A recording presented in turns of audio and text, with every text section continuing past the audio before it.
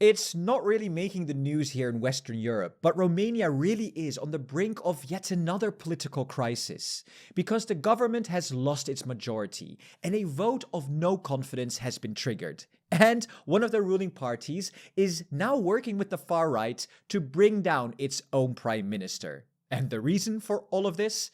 Well, it's a mix of rising debt, pressure from the EU, and a coalition made up of parties that are so different from each other that its collapse was almost inevitable since the elections about 16 months ago. Let me explain though, because Romania's current government is built on what you could call a coalition of necessity. You've got the Social Democratic Party, or PSD, which is center-left, then the National Liberal Party, or PNL, which sits more in the center-right, and then there's the Save Romania Union, USR, a more reformist, anti-corruption and strongly pro-European party, and finally, the Democratic Union of Hungarians in Romania, or UDMR, which mainly represents the Hungarian minority and tends to be more pragmatic and centrist. Now bring all of that together and you have a comfortable majority in the parliament. But it's also a pretty unusual mix. Left, right, reformist, minority interests all sitting in the same government. And according to our Romania expert, who runs a Romanian YouTube channel, ideology isn't really a thing in Romania either. In Romania, political parties aren't really that ideological driven as much as in, Western Europe. It seems to be either you reform or you don't, and how much you want to do, you reform or not. But that's it. Yeah, I'm really not sure if that makes things easier or harder. Nonetheless, to hold this alliance together, they chose a compromise figure as prime minister, Ilie Bolojan from the PNL party. He was backed primarily by the Liberals, but accepted across the coalition as someone who could keep things stable, at least for now. And to keep the peace, the coalition agreement included a rotating premiership. PNL would hold the post until April 2027, after which the Social Democrats would take over. So yeah, as we've seen in Bulgaria, this does not create the most stablest of governments. Nonetheless, the priorities were clear. At the top of the list was the economy, and more specifically, Romania's growing debt problem. I mean, just look at this table, because it really says it all. In 2025, Romania spent almost 8% more than it brought in, one of the highest deficits in Europe. This is exactly where the European Union steps in, because under the EU's fiscal rules, deficits are supposed to stay below 3% of GDP, and Romania is now nearly 3 times above it. At the same time, the country faces a key August deadline to complete reforms that would unlock around 11 billion euros in EU funding. Critical money for Romania. Now, part of the problem clearly is spending. But there's another side to this which I found very interesting, which is tax collection. And this chart shows it perfectly, as it shows the tax collected to GDP ratio across all of the European Union countries. And Romania is among the lowest. In other words, the Romanian state simply collects far less revenue relative to its economy than most other European countries. And that is a big part of the issue. Now, to be completely fair, Romania's overall debt level isn't extremely high yet. Right now, it's sitting at around 59% of GDP, just below the EU benchmark of 60%. But with high deficits, like the 8% that Romania has at the moment, that can change very quickly. And that's exactly why the government stepped in with 2 very clear priorities: bring spending under control and reform the tax system.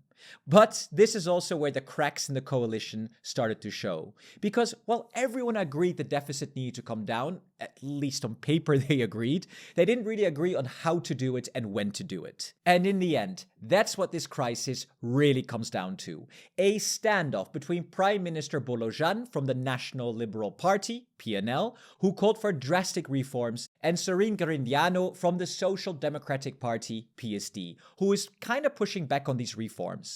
In fact, things escalated so much that the Social Democrats pulled out of the coalition last week and called for the Prime Minister to be replaced. And that move was driven by 3 main factors. First, austerity. The PSD strongly opposed Bolojan's strict measures, things like tax hikes and public sector wage freezes, which hit many of their core voters. Their argument was quite simple. With inflation still close to 10%, these policies were putting way too much pressure on ordinary people. Second, political strategy, because do you remember that pinky promise to rotate the prime minister position in 2027? Well, the Social Democrats realized that if they stayed in a government pushing for unpopular cuts now, they'd be too weak to take over later. So, they started distancing themselves now, essentially running against their own government to protect their poll numbers. And third, leadership style. PSD figures openly criticized Bolojan for being too rigid, super stubborn, and that he centralizes all decision-making. From their perspective, major policies were pushed through without proper consultation within the coalition. And there might also be some other reasons at play, as Dorian points out. I don't know. I think looking at the desperate effort from a dying party, so to speak. So since 2016, the voter share has decreased a lot. In 2016, they had 46% of the votes, and now in 2024, they're at 22%. So yeah, Bolojan is now stuck with a minority in the Romanian parliament. And it doesn't stop there either, because this week, things escalated even further. A couple of days ago, Romania's two largest parliamentary parties, the Social Democratic Party, PSD, and the Alliance for the Union of Romanians, AUR, submitted a no-confidence motion against Prime Minister Bolojan's government.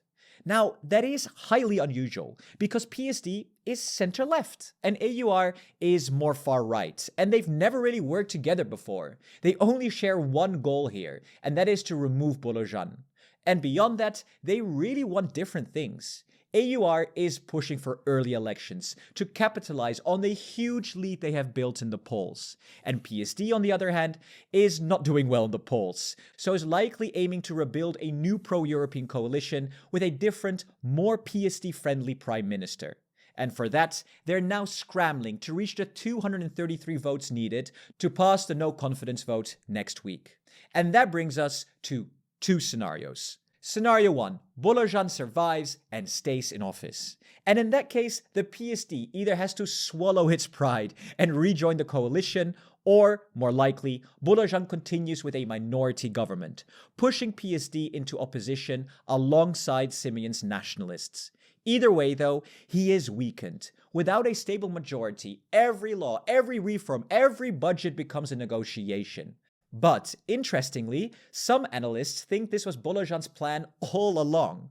The idea is that Bolojan wanted the PSD out to end the constant infighting and push a clearer agenda. And as a minority leader, he can shift the blame onto the opposition if reforms continue to get blocked, potentially even strengthening his position. But yeah, Romanian viewers really do help me out here, because this does seem like a very risky strategy. Then there's scenario 2. Bolojan loses the vote. And in this case, Bolojan will be out as prime minister and the government will fall.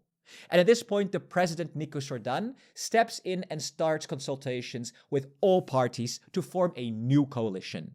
And the most likely outcome here is the same coalition, but with a new, independent, technocratic prime minister. As for snap elections, they can't just happen like that in Romania. Early elections are only possible if Parliament fails to approve two different governments within 60 days. And even then, it's the president who has to make the final call to dissolve the Parliament. And that makes it pretty unlikely in this situation, especially since President Nicu Jordan has already signaled he wants to keep a pro-European coalition in place. And if you look at the current polls, with Gheorghe Simeon's far-right AUR leading, early elections would be a super risky move that most parties would rather avoid. So, here you have all of the options. And yeah, it's super close. And let me know what you think will happen in the comments. This is what I think. This might seem like more of a domestic Romanian issue, but really this can affect all of Europe. Because I see three big consequences here. And firstly, it's really the rise of the AUR. Gheorghe Simeon's party is now polling at 35%. And if they ever came to power, it could cut off support for Ukraine and fuel the growing Euroscepticism and also challenge the influence Brussels has over Romanian national spending. He's basically a figure that doesn't really fit well with the European Union. Second, also, Romania risks sliding further into what some would call the sick man of Europe. Because political instability makes investors nervous, and even worse, is all of the debt that Romania has, which keeps piling up, makes them even more nervous. And this could mean a credit rating downgrade. In other words, if this crisis is not resolved quickly and in an orderly way, there could be a massive economic fallout in Romania, and that could also affect Europe. And third, there's the political signal that this sends. Because these are social democrats, the PSD, working with the far-right party AUR. And this is a big taboo, at least on the European level, where the EPP keeps getting attacked for working with far-right forces, and now the social democrats are doing it.